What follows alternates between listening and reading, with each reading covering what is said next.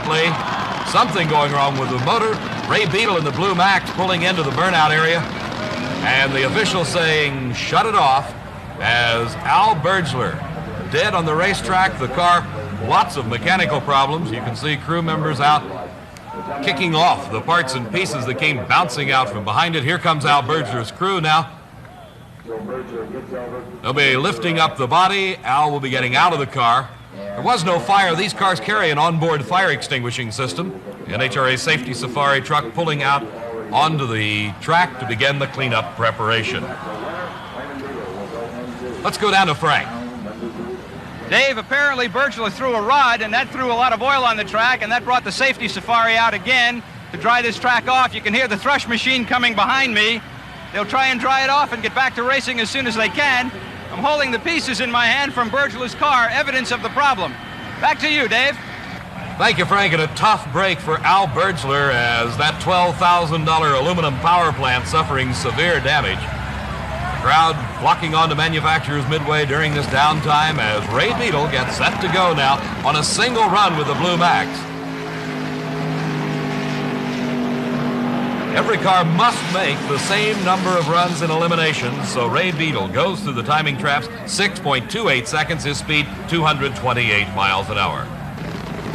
The last pair of this second round of funny car eliminations. In the near lane, Gordy Bonin, hailing from Edmonton, Alberta, Canada, traveling quite a distance to get to Gainesville, Florida. Gary Bergen from California, the Orange Baron, a former national champion. His car, a 77 Monza.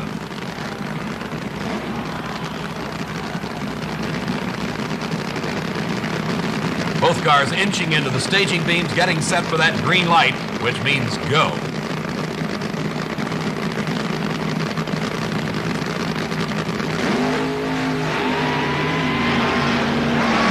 And a great handling job by Gary Bergen as Gordy Bonin records the low elapsed time of the meet for funny cars. In slow motion, you'll see Gary Bergen with his hands full as that car's starting to drift over the racetrack. But Gordy Bonin powers his way through to a 6.19 second elapsed time. His speed, 236 miles an hour. Let's go back down to Manufacturers Midway, and once again, Frank Fiorino. Well, I showed you Top Fuel and Funny Car. I'm sitting in what they call the Pro Stock. I'm going to get out of this as gently, I hope, as I got into it. That's about as close as I want to come to racing one of these machines. These start out as basic off-the-assembly line Detroit compacts. Then they're highly modified, both in weight reduction and engine modification, to achieve the maximum amount of performance on a weight to cubic inch limitation. Unlike the Top Fuelers and Funny Cars, the Pro Stocks retain a passenger car appearance on the interior. Through a quarter mile, they will turn over 150 miles an hour in about 8 seconds. Let's take a look now at some of the people who muscle these cars down the quarter mile. Larry Lombardo from Douglasville, Pennsylvania. Lombardo drives for Bill Jenkins. He was the Pro Stock World Champion in 1976. Earlier this year, he won the Winter Nationals in California. Lombardo is married. He and his wife have one child. Ken Dondero, Balboa Island, California. Ken Dondero. He drives a 1977 Pinto. He drives for the Gap and Roush team. He is a former Team Jenkins driver, and he is a bachelor. My name is Wally Booth. I'm from Berkeley, Michigan. Wally Booth, he drives an AMC car. In 1976, he won 4 out of 8 national titles, including the Spring Nationals in Columbus, Ohio, and the World Finals in Ontario, California. Warren Johnson, Fridley, Minnesota. Johnson drives a 74 Camaro. He managed to place second to Larry Lombardo last year on the Pro Stock Championship circuit, even though it was his first real effort. He's considered to be one of the top Chevrolet experts in racing. The Pro Stock car is compact and fast, very fast. The driver is very good. Let's go back up to Dave, see how fast and just how good. Thank you, Frank. We're into round number 2 racing in Pro Stock Eliminator. Don Nicholson, the low qualifier. He's in the Mustang in the near lane from Atlanta, Georgia. His competition, Dale Evans in the Camaro from Painesville, Ohio.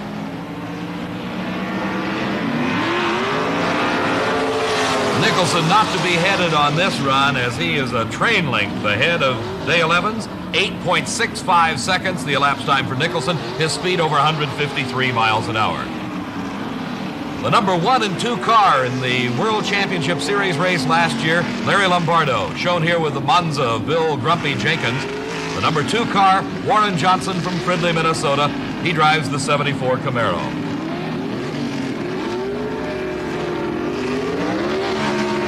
Warren Johnson with a big red light as he knew he had to take a chance.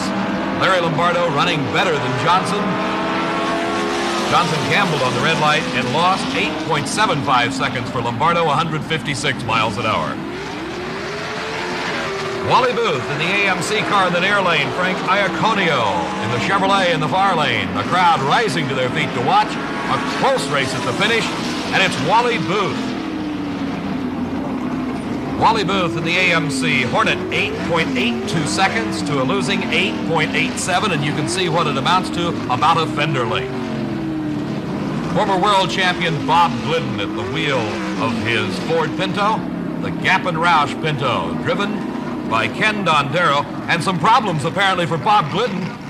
He is headed down track at the moment. Glidden's brakes apparently failing as he came up to stage after the burnout, and he goes through the quarter mile unable to stage. That means it will be a bye run for Ken Dondero and a tough break for the former world champion Bob Glidden.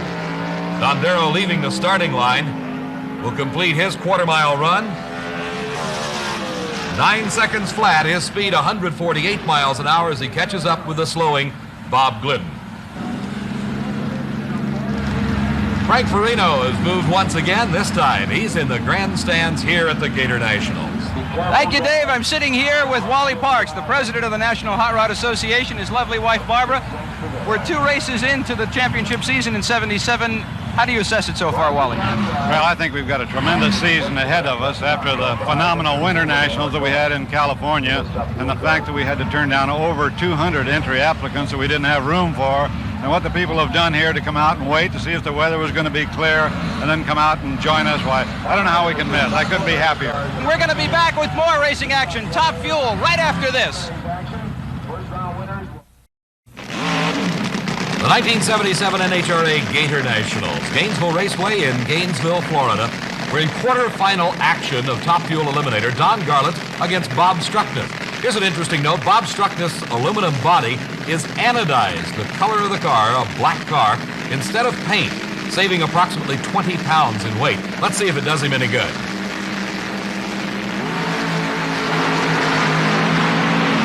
The crowd on its feet for the home state favorite of Don Garlits, and the 20-pound weight reduction may have helped somewhere, but in this case, it was Don Garlits wire-to-wire in quarterfinal racing. His elapsed time, 5.99 seconds. The first 5-second run in eliminations here today, 236 miles an hour. Struckness, a valiant 6:26. His speed, 231 miles an hour. You can see Garlits leading by several car lengths as he crosses the finish line in 5.99 seconds. Grant Stoms from East Brunswick, New Jersey, getting pushed back after his burnout. This is the brand new car of G.L. Rupp and Pat Dakin. The Rupp and Dakin team finishing the car just in time for this Gatornationals event. Unlettered, practically unpainted at the moment. But Pat Dakin doing very well coming into this quarterfinal round. All cars are being powered now in Top Fuel at this event by an aluminum racing engine. 3 different types in use here, the Keith Black, the Milodon, and the only Donovan in the field, that's Pat Dakin.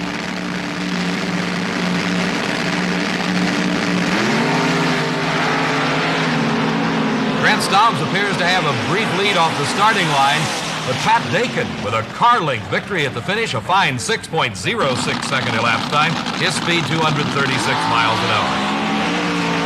Paul Longnecker on the burnout, really smoking the tires, getting them as hot as possible. Let's take another look at the burnout by Paul Longnecker.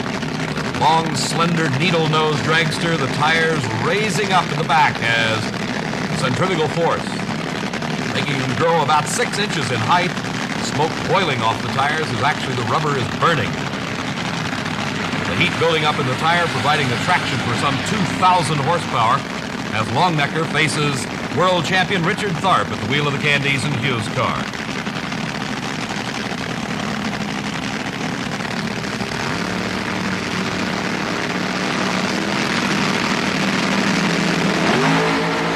Great start by both cars.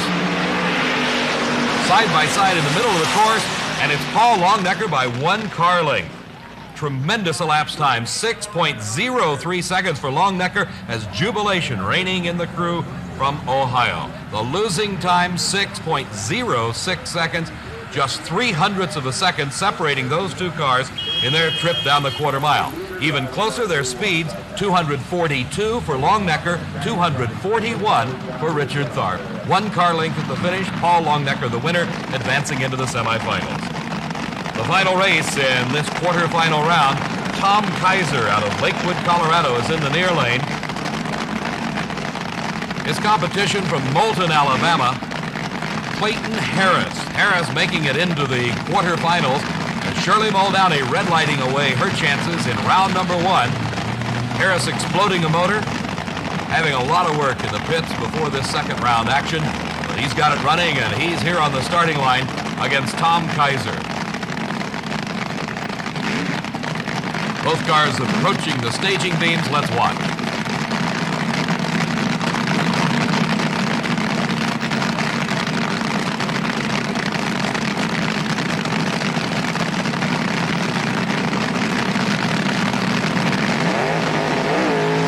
Another red light, Tom Kaiser for the second round in a row. Clayton Harris advances through these eliminations as Tom Kaiser red lights, just as Shirley Muldowney did in round number 1. So Clayton Harris just coasting through, trying to save and salvage what he can of those broken parts and pieces. Tom Kaiser, a very dejected young man, turning off. You'll see here, there is the move by Kaiser. Certainly way before the green light came on. Clayton Harris just coasting on through as Tom Kaiser fouls away his chance in the quarterfinal round of this Top Fuel race here at the Gatornationals. Right now, Frank again with another side of these super fast racing machines. You know, racing fan or not, most Americans have an incredible love affair with the automobile. And a lot of people tend to think of them in the female gender. How many times have you looked at a really pretty car and said, isn't she a beauty? Well, racers are no different. They really love their cars. And singing star Larry Gatlin may have captured that feeling in this song. I've never known a woman who's half as much a woman, honey, as you are. Na na na na na.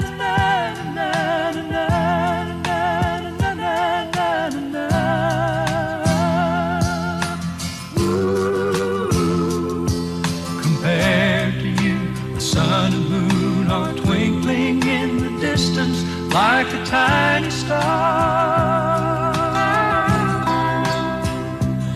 Na na na na na na na na na na na. Ooh, you've given me a hiding place to come to when it rains, a shelter.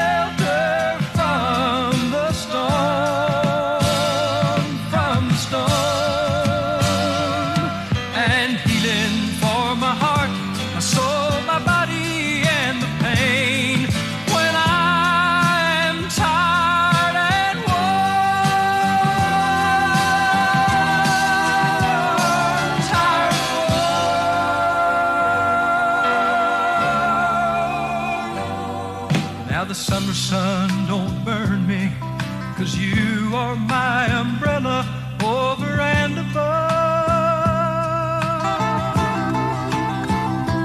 And the winter wind don't bother me now that you're here to cover me with a warm and tender blanket of your love.